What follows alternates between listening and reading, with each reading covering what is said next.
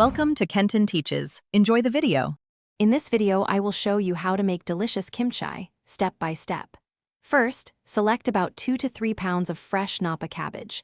Quarter the cabbage lengthwise and carefully remove the tough core. Next, prepare a brining solution. Submerge the cabbage in this solution for 2 to 3 hours, allowing it to soften.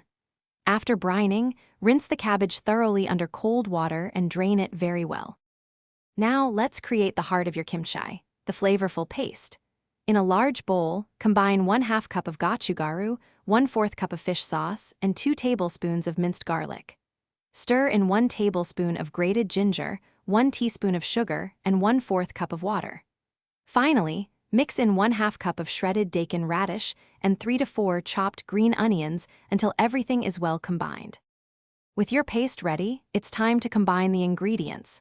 Put on some gloves to protect your hands, then take each piece of brined cabbage and thoroughly coat every leaf with the paste.